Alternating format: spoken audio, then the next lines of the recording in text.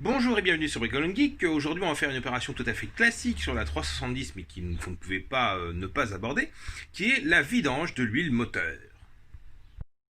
Bien, nous voilà en dessous de la voiture. Alors c'est vraiment exigu, hein. Déjà qu'elle est vachement plate, mais en plus là, c'est vraiment un peu chiant. Bref. Donc vous avez des vis, alors on voit là, il a un peu souffert le devant de mon carter, hein. Enfin mon carter, le cache. Bref, il a dû prendre quelques coups, ça a arraché un peu le plastique. Bon. Ces voitures-là frottent souvent sur le devant, hein, c'est pour ça que je la rabaisse pas. Donc voilà, en plus il manque une vis là, bref. Donc c'est ce morceau de plastique là qu'il va falloir enlever. Alors il y a rien de sorcier, hein. Vous faites le tour du comment dire de la plaque et en fait vous avez des vis avec une empreinte 6 pans de 10 et puis hop, c'est enlevé. Bien. Bon quand on a enlevé la plaque en dessous, voilà, on a accès au carter d'huile qu'on voit ici. Voilà. Assez facile à repérer. Voilà, ça fait bien la lumière. Et en fait le trou de vidange, il est voilà, ici. Donc il y a juste à dévisser ça, hein. Ça va pisser l'huile.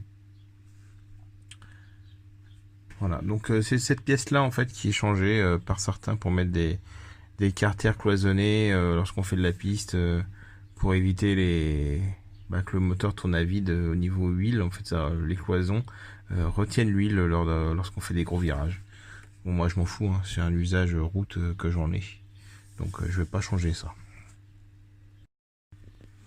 Pour ce qui est du filtre à huile, il est juste à côté, hein. Alors il est à l'horizontale, donc du coup ça va être impossible de le remplir avant de le remettre. Donc faudra juste faire gaffe en dévissant que ça en foute pas trop partout, qu'on nettoie bien le plan de joint et tout ça, puis qu'on n'abîme pas aussi les tuyaux à côté, quoi. Voilà. Voilà, bon, j'ai enlevé l'écrou du coup et j'ai fait la vidange dans la foulée. C'est du 14 hein, pour dévisser le bouchon. Et j'ai mis ça comme joint. J'ai trouvé ça chez Noroto en 10-17. Alors il savait pas quoi me donner, il m'a donné ça. Et il m'a dit c'est peut-être aussi ça. Donc effectivement ça ressemble aux deux, l'écrou ressemble beaucoup. Alors je sais pas si celui-là est un peu plus gros. J'ai pas l'impression, par contre la rondelle elle est un peu plus grosse. Je pense que les deux vont. C'est-à-dire que la rondelle, elle, ne se prend pas dans le filetage, mais fera quand même l'étanchéité. Alors que celle-là, elle se prend dans le filetage de l'écrou d'origine. Donc, faut la visser à fond. Et va aussi faire l'étanchéité. Donc, je pense que je vais garder les deux. Les deux sont bien. Voilà, l'état de la rondelle d'origine. Voilà, on voit bien que c'est une rondelle. Alors là, on voit une espèce de collerette. Je sais pas si on voit deux collerettes. Donc, on voit bien que c'est une partie comme les trois petites rondelles que je vous ai montrées. C'est-à-dire qu'elle s'est fait écraser la goule et elle était prise dans le filetage, j'étais obligé de la dévisser en fait, donc ça semble correspondre. Sinon, chose à part, parce que là il n'y a rien de sorcier, hein, c'est juste une vidange. Ce bidon là, si vous faites une vidange de 370Z avec ce bidon qu'on trouve chez Noroto, ne le faites pas, parce que sinon voilà ce qui se passe. C'est de la putain de grosse merde. Voilà, c'est en fait plus ça va. Plus je me rends compte que le matos chez Noroto, même si je sais très bien que c'est pas de la grosse camelote, c'est vraiment de la merde quoi. Si c'est bien pour faire votre petite Super 5 ou un truc dans le genre, mais putain en fait là il s'est retrouvé submergé d'huile, il a pas réussi à prendre le débit, puis ça a dégueulé partout. Alors qu'au final il est pas plein, hein. C'est juste que le trou est trop petit.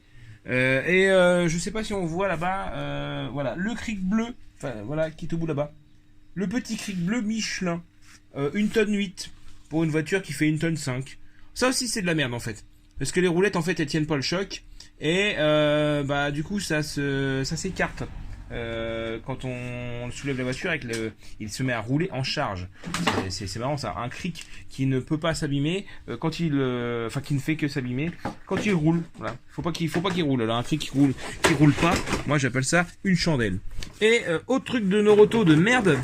Voilà, ce truc là. Voilà, qui s'éclate. Alors, je sais bien que je suis pas léger, mais quand même, voilà.